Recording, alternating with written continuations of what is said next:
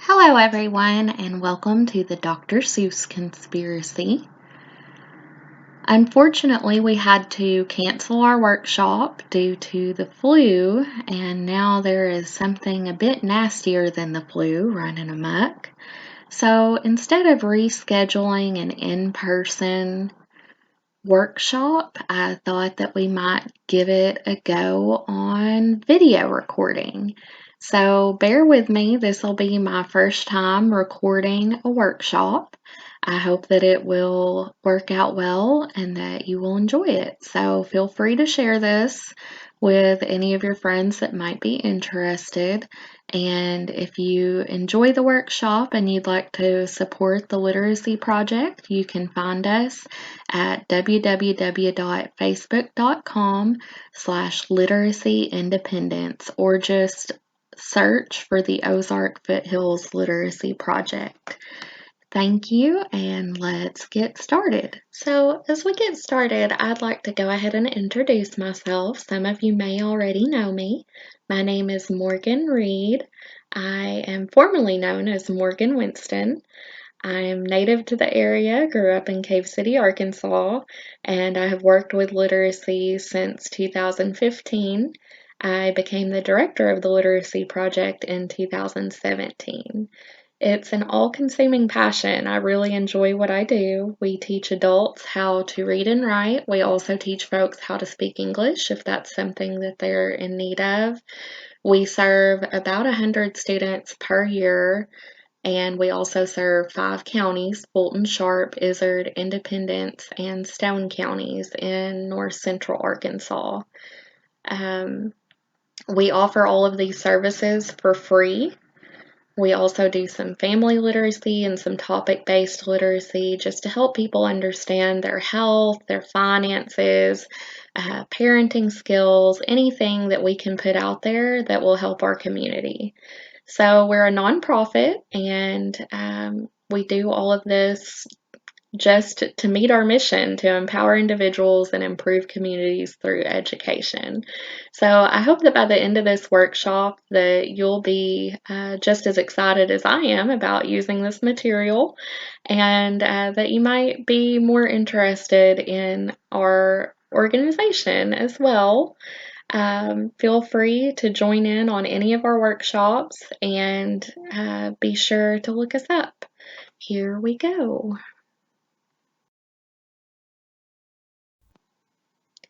You may have already seen some of these memes floating around the internet.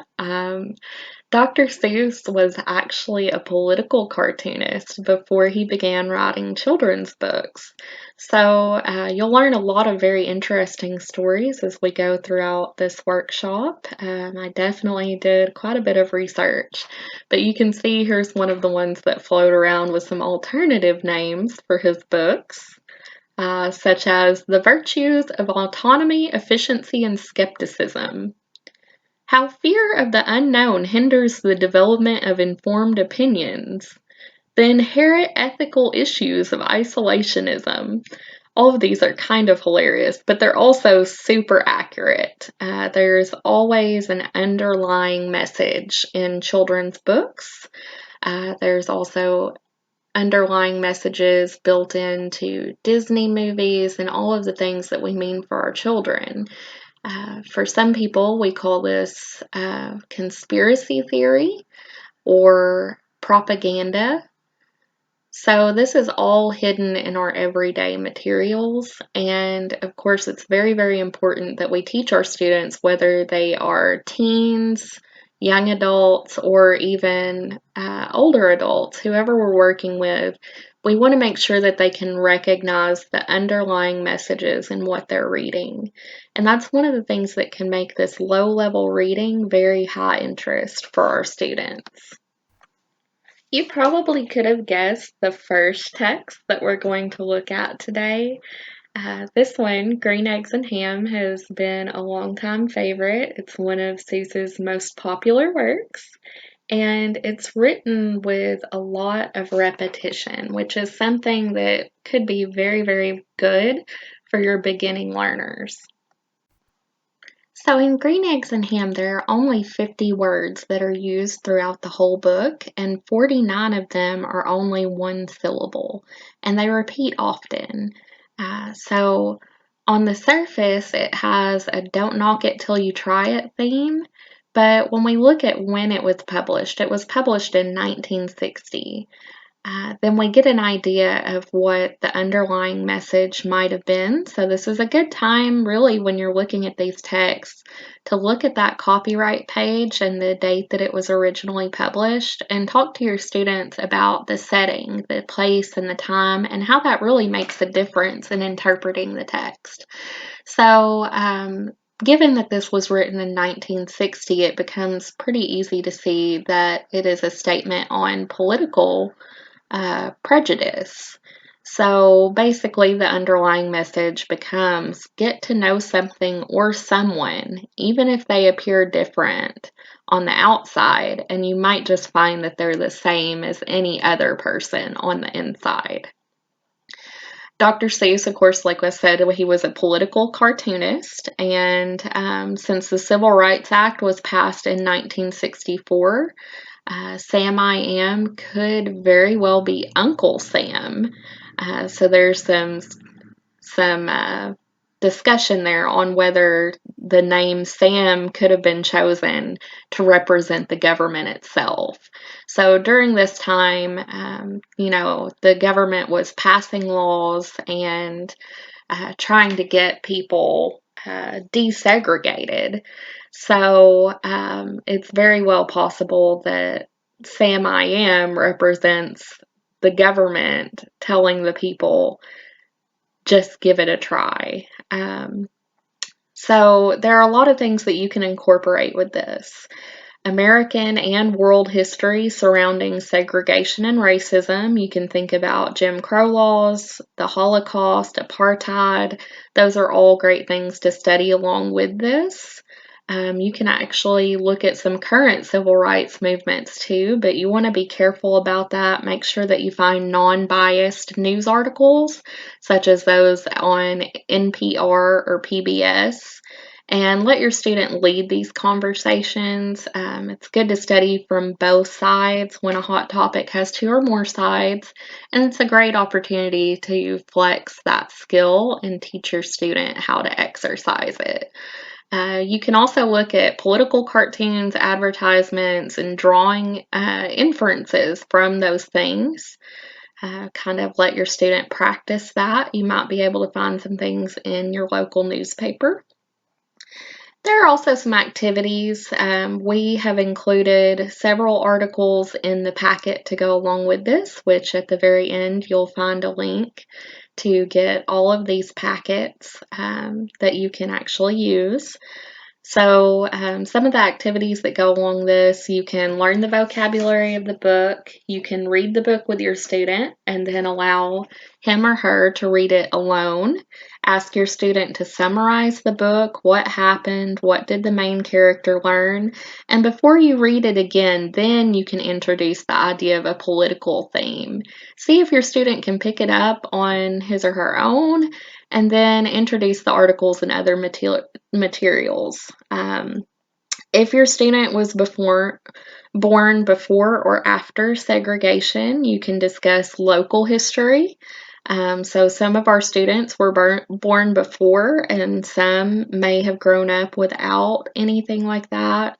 But chances are, especially if you have a student who does have a background ethnically that is different from the majority. So I guess what I'm saying, if you have a student who's in a minority group, there we go, that's the clearer way to say that, then chances are they've had some experiences with prejudice, and it's a good time to discuss those and maybe even write them down.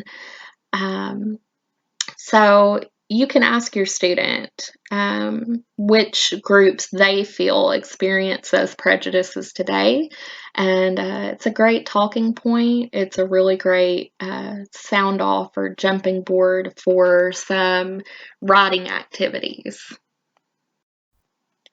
Next up, we have Horton Hears a Who. Horton Hears a Who was written by Dr. Seuss in 1953 after he had visited one of his friends in Japan, and he actually dedicated this book to his friend, possibly as an atonement for his earlier behavior. There's some speculation that it was an apologetic piece. Before before he wrote it, during World War II, he was a political cartoonist for hire, and he definitely did some cartoons that were very racist and did not depict the Japanese very well. So, after visiting the country and seeing how beautiful it was and having friends there, he wrote this book. The main theme on this one, you hear Horton say it over and over. A person is a person, no matter how small. And the fact that he's a very large animal standing up for the very smallest individual, that's no accident. There's some meaning to the size there. If you want to do some activities along with this, we've included one article that sort of talks about, is this a political message? So that can be neat to read along with the book. But I would say go ahead and let your student try to read this one on his or her own and experiment with different tones to really make the story come alive, because there's a lot of emotion in this one, a lot of back and forth. Um, Look for the different ways that the author depicts speech. So, when something was said, was it humped, chatted, bellowed, or snapped? And what difference does that make? Also, look at the size difference. Why do you think Horton was an elephant? Why does your student think that Horton was an elephant compared to these teeny tiny who's on the desk spec? Think about the kangaroo and the little one in her pouch. If we think of the jungle as a world stage or even as our own nation, who do they represent? And the answer there, I mean, there can be a few different ones. You can think of how little children grow up hearing their parents' views on the world and how they tend to parrot that until they reach a certain stage in maturity when they go on and they might find their own information. And, some people never quite reach that stage. Some people reach it a little sooner than others. But it could also represent, think of different political parties and how members of the party might just maybe follow what the leader thinks rather than what they can deduce on their own. There are many, many different interpretations of that kangaroo. So, the key political struggle during the time that this was written was fascism. You can take a dive into history and kind of explore that topic with your student and the outcomes. And then, of course, if you want to spend some time on this unit, if there are some other things that you want to explore, there are some additional themes that you can look at. You can read The Giver by Lois Lowry. It's on a fourth grade level, so you may need to help your student with it if they are below that level in their reading. And of course, take it a page at a time or a chapter at a time. You don't have to rush it. But it depicts a society where everyone must conform. There's no knowledge of life outside of the society, but the main character leaves anyway. So you could watch that movie too if you'd like to make the unit go a little bit quicker. And then you can compare and contrast that. You can think of current events. Who is the little man in our society and who has the most power in our society? And it doesn't even have to be just our country. You could maybe explore a few different cultures and see what the answers to those questions are in different places. Something else that you might talk about with your student, especially if they've expressed that they are spiritual, you might talk about how Horton believes wholeheartedly without seeing the who. Do we believe in things that we can't see? So there's a lot of room there for writing and conversation topics. Honestly, the possibilities are just endless with that theme. So feel free to run with that and see what interests your student the most about this topic. Marvin K. Mooney was actually not one of my favorites as a child. I don't know if we just didn't read it much, or maybe we didn't have that one in our library. But this one I had to do a bit of a deep dive on. And so when you look up Dr. Seuss Conspiracy Theories, Marvin K. Mooney is one of the first ones you'll see. So let's talk about what there is behind this one. So Marvin K. Mooney was actually written 2 years prior to the Watergate scandal. And if you haven't read this one before, there's a boy by the name of Marvin K. Mooney, and his parents are trying to get him to go to bed. So Marvin K. Mooney, will you please go now? And it talks about all of the ways that Marvin K. Mooney can leave the room. After this was written, Dr. Seuss actually received a message asking if it could be republished as a political statement, asking President Richard Nixon to please go now. So, of course, Dr. Seuss gave full permission, but immediately the publisher freaked out. But it was published in that way, and we have a little article in the packet that kind of goes along with that and tells that story. So it's pretty neat, pretty interesting. But you can let your student read this book and then discuss what or who they think is speaking to Marvin and what they're trying to say to him. And of course, you can do plenty of twists on this. Just use your own imagination and see where you get with it. The Lorax is next, and it's honestly one of my favorites to work with. I've used this in our family literacy program. Just fast facts about it. It was published in 1971, the year after the very first Earth Day in the U.S. It was written as a message against corporate greed at the expense of the environment, and it has been referred to as the silent spring of the playground. So there are a lot of activities that we can do with this. One of the things that I did with my family literacy class through the summer one year was we took an article about the Ozark cavefish, which is a local endangered species. You've probably seen the blind fish that live in the caves. So we took that and we compared it to the endangered species that are in the Lorax. Like the barbaloots and the singing fish. Some other things, you can talk about corporate responsibility. Look up some corporations with large environmental impacts. Look for the ones that have both positive and negative impacts. So some examples of that include Hershey, Coca-Cola, Pfizer, Subaru, Home Depot. Maybe even look into the ones that are important to your local community or to your student, something that they use often, and kind of research that. You can look at environmental working group ratings for things around the home. So you can explain what that organization is. It is a nonprofit, independent, nonpartisan organization that looks for the safety of consumer products. So that's one of the things you can kind of talk about while you're doing this, is that in the U.S., products are kind of considered innocent until proven guilty. So you can have something out on the market that hasn't even really been studied or tested, and it will just get automatic approval, and until it starts causing problems, it'll remain on the market. So one of the things you might think about is a current event with the Roundup weed killer.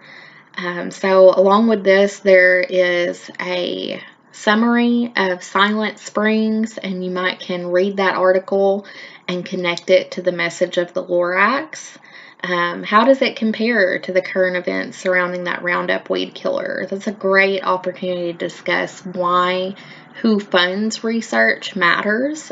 Talk to your students about how not all research is good research, that it can all be manipulated.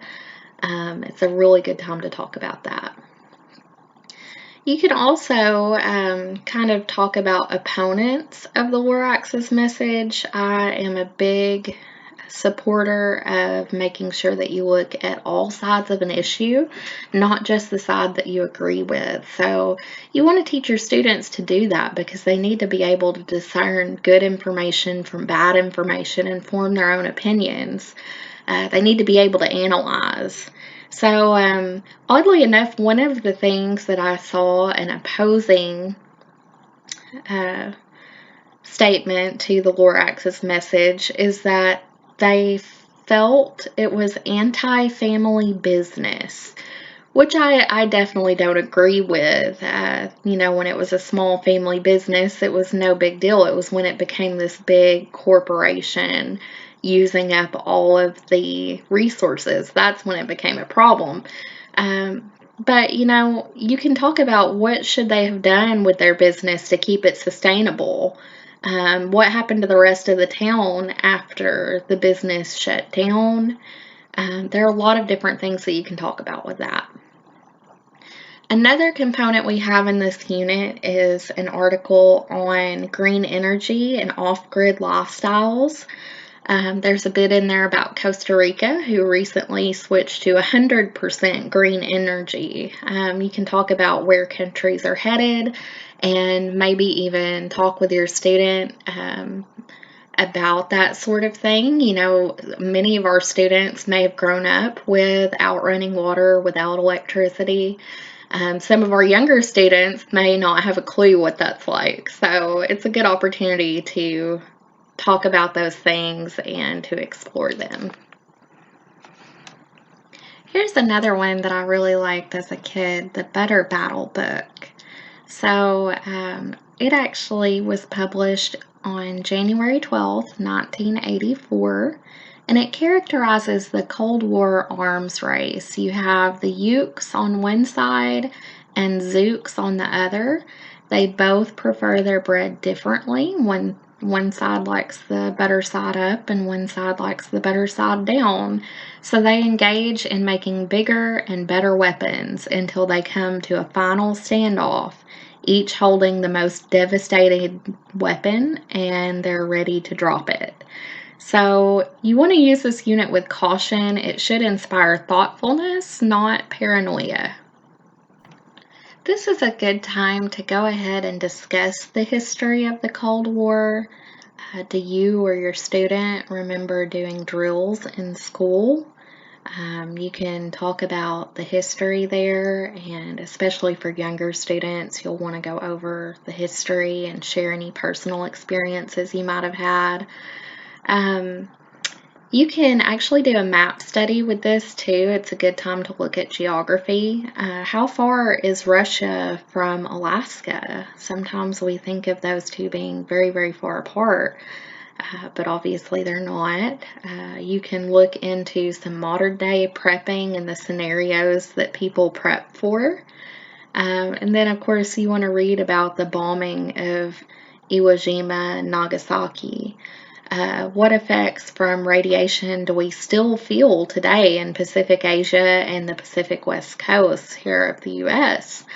I think it's a good time to talk about what the effects are of this sort of arms race and what it looks like in modern times. So just give that a look. And like I said, try not to get too wrapped up in it. We don't want to scare our students for sure, but we do want to go ahead and look into this stuff. It's interesting, and it's definitely a good history lesson. So for this final book, I actually planned on us having a cool little giveaway with those trivia questions that I had planned to use at the beginning. And of course, we haven't for an online recording, but this means that everybody's a winner. So ding, ding, ding, here we go. I can read with my eyes shut. This one I remember reading often as a child, and I have actually been reading it to my daughter at home. And that is when I noticed that on one of the pages where there's all these signs going this way and that, there's a sign that says Birthplace of Curtis A. Abel. And I thought, who on earth is that? So here we go. I did some research, and on this one, Fast Facts. It was written in the 1970s when Dr. Seuss began having eye trouble, and it's actually dedicated to his eye doctor, David Worthen, E.G., or Eye Guy. And he inadvertently made his college roommate, Curtis A. Abel, famous with this story.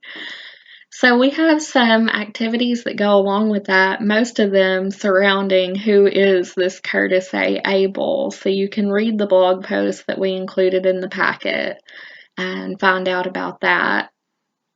Some other things that you can do with this, think about how would a person read with his eyes shut? Would he have to know it all already? So if you're thinking about this in terms of underlying messages, think about that. How would a person read with his eyes shut, and what good would it do him? What do you think the side effects of reading with the eyes shut? Bad for the hat and the eyebrows go red hot. What do you think that says about living life with a narrow or a closed mind? And what is that underlying message there about keeping our eyes and our mind open? So you can read about that. And then there's also an article included. Some of these articles, by the way, you may need to help your students with. It kind of depends on their reading level, but there is absolutely no shame in helping them if they need help.